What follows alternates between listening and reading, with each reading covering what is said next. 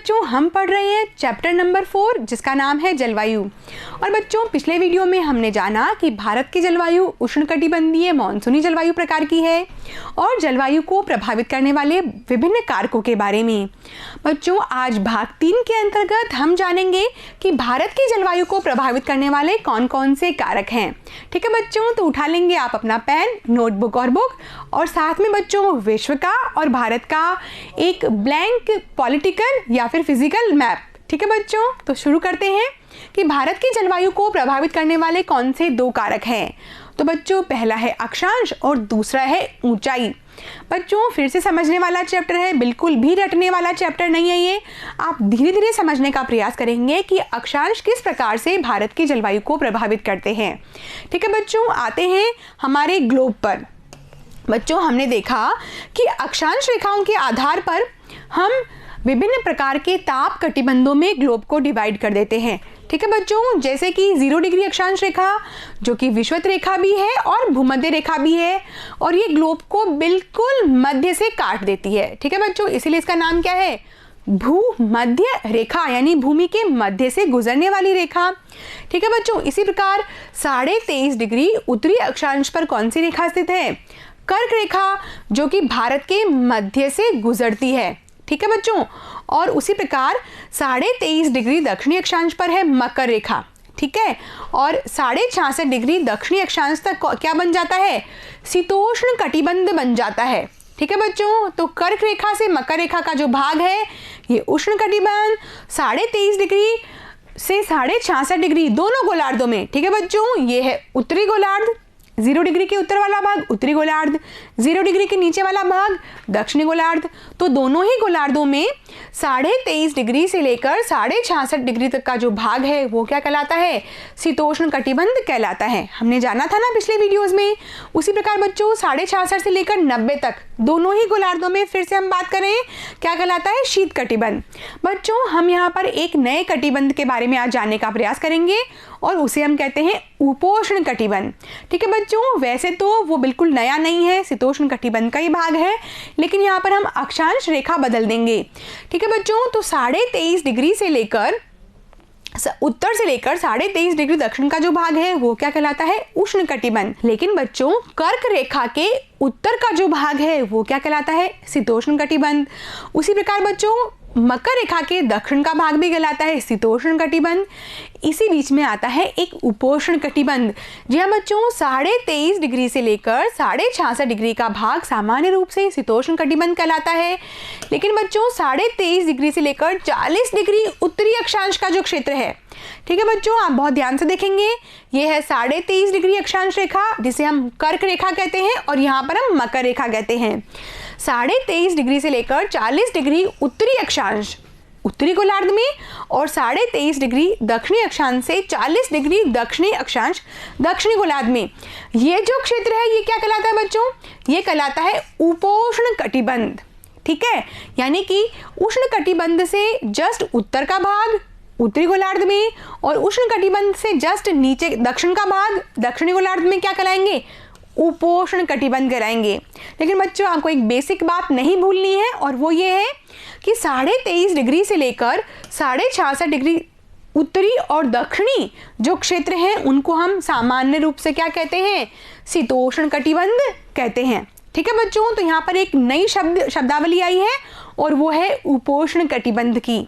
ठीक है बच्चों, आगे बढ़ेंगे और आप जहां तक हो सके इसको लिखते चलिए। आप भी इस प्रकार का डायग्राम बना लें कैसे कौन से क्षेत्र हैं जिसे हम उपोष्ण कटिबंध कहते हैं। ठीक है बच्चों, यहाँ पर हम विश्व मानचित्र में भारत की स्थिति को देखेंगे कि किस प्रकार से भारत कौन से कटिबंध में आता है।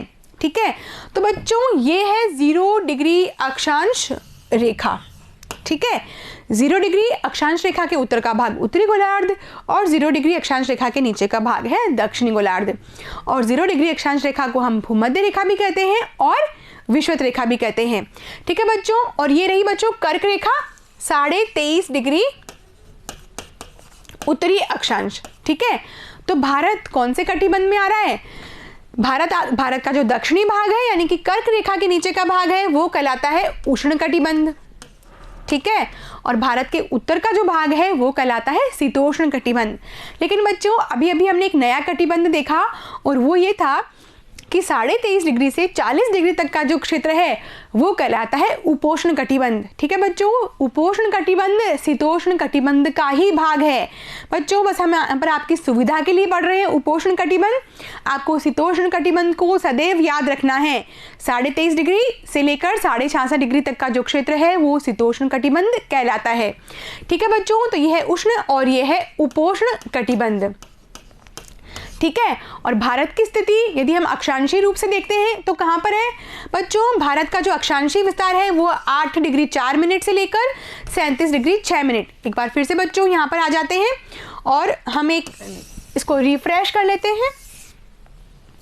ये देखिए बच्चों, ये जो क्षेत्र है भारत का जो मुख्य भूमि का जो भूभाग है उसका अक्षांश शुरू हो जाता है 8 डिग्री 4 मिनट उत्तरी अक्षांश से। और बच्चों भारत का जो उत्तरी भाग है जिसे हम क्या बोलते हैं, इंदिरा कॉल बोलते हैं, वो हो जाता है 37 डिग्री 6 मिनट उत्तरी अक्षांश पे। तो बच्चों हुआ ना भारत उष्ण कटिबंध में और उपोष्ण कटिबंध में। ठीक है बच्चों, तो कर्क रेखा के दक्षिण का भाग उष्ण कटिबंध और कर्क रेखा के उत्तर का भाग वो है उपोष्ण कटिबंध। क्यों? क्योंकि 23.5 डिग्री से लेकर 40 डिग्री दोनों गोलार्धों में क्या कहलाएंगे, उपोष्ण कटिबंध कहलाएंगे। और भारत का जो अंतिम अक्षांशीय भाग है वो कौन सा है, 37 डिग्री 6 मिनट है। ठीक है, यानी कि हम 40 डिग्री के अंदर अंदर ही आते हैं। ठीक है बच्चों, तो हम देख सकते हैं यहाँ पर भी ये है बच्चों, ये है 37 डिग्री 6 मिनट का क्षेत्र उत्तरी अक्षांश।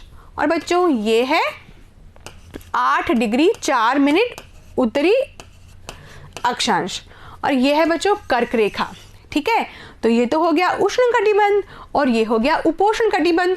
और उपोष्ण कटिबंध कौन सा होता है, जो कि 23.5 डिग्री दोनों गोलार्धों में, हम तो उत्तरी गोलार्ध में हैं, 23.5 से लेकर 40 डिग्री तक का जो क्षेत्र होता है वो किस में आता है, उपोष्ण में आता है। और भारत का अंतिम अक्षांशीय विस्तार कौन सा है, 37 डिग्री 6 मिनट, यानी कि 40 डिग्री से नीचे का ये क्षेत्र है। ठीक है बच्चों, आगे बढ़ेंगे और अब हम लिखेंगे कि भारत की जलवायु को प्रभावित करने वाले कारक और पहला कारक लिखेंगे हम अक्षांश। ठीक है बच्चों, तो आप लिखना शुरू करेंगे। कर्क वृत्त देश के मध्य भाग में। ठीक है बच्चों, हम अक्सर कर्क रेखा बोलते हैं लेकिन कर्क रेखा संपूर्ण ग्लोब से गुजरती है, इसीलिए बच्चों पृथ्वी तो गोल है। ठीक है बच्चों, और यदि हम भूमध्य रेखा की बात करते हैं या कर्क रेखा की बात करते हैं तो ये क्या होते हैं बच्चों, ये वृत्त होते हैं। ठीक है, तो कर्क वृत्त देश के मध्य भाग पश्चिम में कच्छ रण से लेकर पूर्व में मिजोरम से होकर गुजरती है।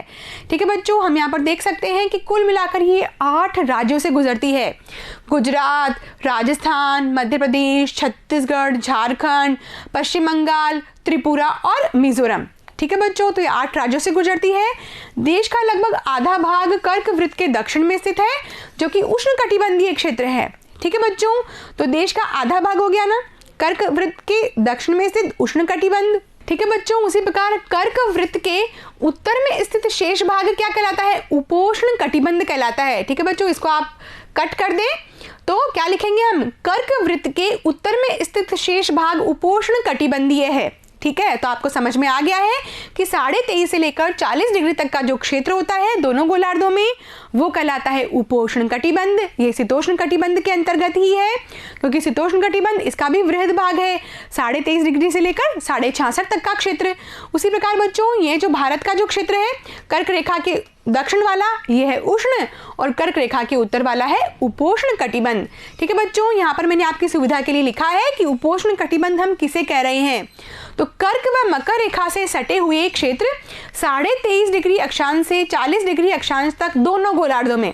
ठीक है बच्चों, दोनों गोलार्धों का मतलब है उत्तरी गोलार्ध में भी और दक्षिणी गोलार्ध में भी। और भारत का अक्षांशीय विस्तार आपको याद हो गया होगा, हमने चैप्टर नंबर 1 में ही पढ़ लिया था।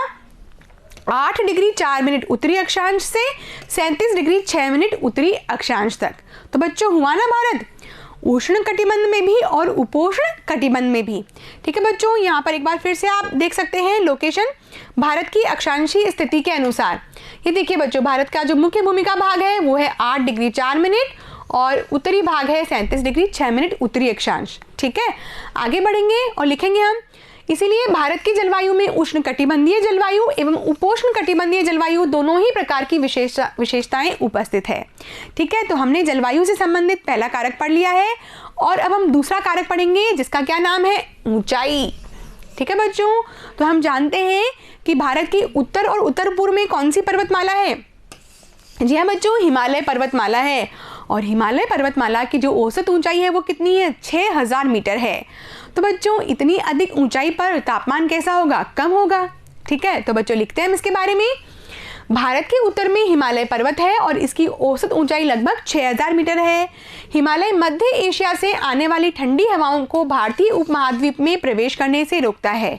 ठीक है बच्चों, तो जब हम उष्णकटिबंधीय मानसूनी जलवायु पढ़ रहे थे तब मैंने आपको बताया था कि साइबेरिया से आने वाली जो ठंडी हवाएं हैं उनको भारत में आने से ये रोक देता है। ठीक है बच्चों, इसीलिए भारत का जो तापमान है वो अन्य शीतोष्ण कटिबंधीय देशों के समान कम नहीं होता है, बल्कि कैसा होता है, उष्णकटिबंधीय देशों के समान ही रहता है। ठीक है ना बच्चों, इसीलिए भारत की जो जलवायु है उसको कौन प्रभावित कर रहा है, ऊंचाई प्रभावित करती है। यानी कि हिमालय पर्वत की जो ऊंचाई है वो इसे प्रभावित करती है और अन्य शीतोष्ण कटिबंधीय जलवायु के देशों के समान भारत में तापमान उतना कम नहीं पाया जाता है। क्यों? क्योंकि ये उत्तरी पूर्वी क्षेत्र से आने वाली जो ठंडी साइबेरिया से आने वाली जो हवाएं हैं उनको भारत में प्रवेश नहीं करने देती है। इन्हीं पर्वतों के कारण इस क्षेत्र में मध्य एशिया की तुलना में ठंड कम पड़ती है। तो बच्चों हमने जान लिया कि भारत की जलवायु को प्रभावित करने वाले दो कारकों के बारे में। ठीक है ना बच्चों, अक्षांश और ऊंचाई के बारे में हम जान चुके हैं। भारत की जलवायु को एक और कारक प्रभावित करता है जिसका नाम है वायुदाब एवं पवनें। ठीक है बच्चों, वायुदाब एवं पवन संबंधी जो भाग है ये बहुत ही विस्तृत है और जैसे जैसे हम भारतीय मानसून के बारे में पढ़ते जाएंगे वैसे वैसे ये जो टॉपिक्स हैं वो क्लियर होते जाएंगे। यदि मैं बात करूं वायुदाब एवं धरातलीय पवनों की तो इसमें आती बच्चों उत्तरी पूर्वी व्यापारिक पवनें और दक्षिणी पूर्वी व्यापारिक पवनें। तो बच्चों जब हम मानसून पढ़ेंगे तो ये जो हमारा टॉपिक है ये क्लियर हो जाएगा और इसके साथ ही बच्चों जेट धाराओं के बारे में भी हम पढ़ेंगे कि किस प्रकार से भारत में जब पश्चिमी विक्षोभ आता है तो जेट धाराओं की किस प्रकार से उसे सहायता मिलती है और उत्तर भारत में वो वर्षा करता है। उसी प्रकार बच्चों पश्चिमी चक्रवातीय विक्षोभ और उष्णकटिबंधीय चक्रवात के बारे में भी हम विस्तार से पढ़ेंगे। ठीक है ना बच्चों, तो हमने क्या पढ़ लिया है, भारत की जलवायु को प्रभावित करने वाले कारकों के बारे में और इनमें से दो कारकों के बारे में हमने विस्तार से पढ़ा। एक तो हमने पढ़ा अक्षांश और दूसरा पढ़ा ऊंचाई। और जो वायुदाब और पवनें संबंधी जो भाग है वो हम किस में पढ़ते जाएंगे, जैसे जैसे हम भारतीय मानसून के बारे में पढ़ेंगे वैसे वैसे ये जो टॉपिक्स है वो क्लियर होते जाएंगे। है ना बच्चों, बहुत मजा आने वाला है भारतीय मानसून जब हम पढ़ेंगे। भारत में जब वर्षा की क्रियाविधि जब हम पढ़ेंगे तो ये सारे जो टॉपिक्स हैं उत्तरी पूर्वी व्यापारिक पवनें, दक्षिणी पूर्वी व्यापारिक पवनें किस प्रकार से भारत में मानसून को लेकर आती है। ठीक है बच्चों, तो इसके साथ ही आज का हमारा भाग संख्या 3 पूरा हो जाता है। अब हम मिलेंगे भाग 4 के साथ। तब तक पढ़ते रहिए और आगे बढ़ते रहिए ई कक्षा के साथ। Thank you.